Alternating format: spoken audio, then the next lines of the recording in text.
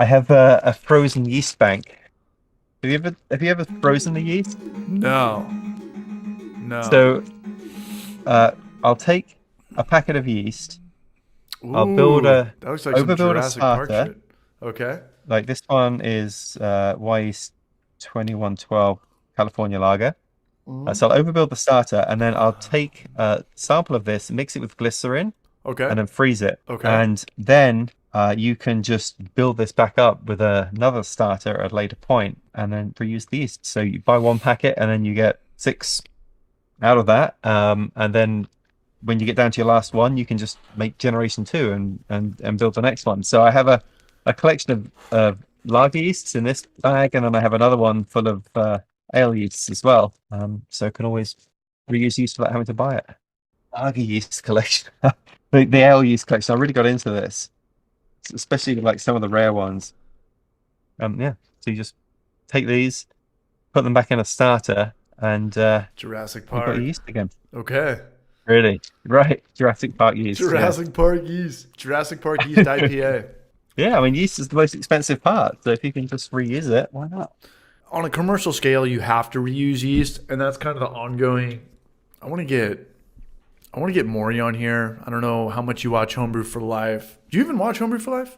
I do watch Homebrew for Life. Do you remember I've Maury? got He kind of looks like the bad guy from Yes, yeah, Mickey yeah. Mouse. Yeah, kind of looks like Pete from Goofy movie. Yeah, he's one of the raddest guys I've ever met. We've got a good yin and yang. I'm kind of the shithead. He's kind of the silent Bob. And I want to know how much, because commercial yeast, they have to reuse the same yeast, because when you buy an initial pitch, it's about $250 to $500. So the name of the game is how much can you realistically reuse the same yeast? And it kind of goes hand in hand with people that clone Mhm. marijuana strains, use the same one over and over and over. Maurice told me the most he's ever used it was 15, which is crazy because back when I got into brewing, they were like, don't reuse the same yeast more than 3 or 5.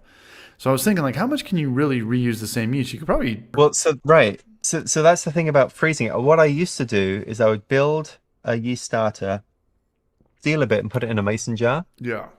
And then when it was time to brew with it, I would rebuild the starter, steal another bit, and Mm-hmm. then I could use that again and again. But each time you're going a generation down, right? So it's generation one, two, three, four, or five. Right. And each time the yeast is changing a little bit. Sure. And the nice thing And about freezing it getting is you older? take, yeah, and it's getting older. The nice thing about freezing it is Which you isn't good. take 5, 6 vials, whatever, out of the starter, use it in your beer. But those Sure. are all generation one. They're not generation one, two, three, four, and five. I'm writing this So down. This is this it is hasn't mutated as much.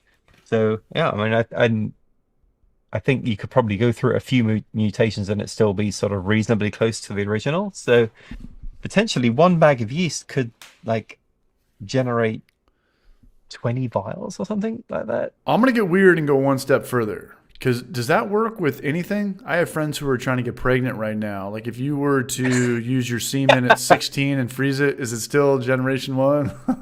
I'm serious. Well, Oh, I my do not dad's here. know.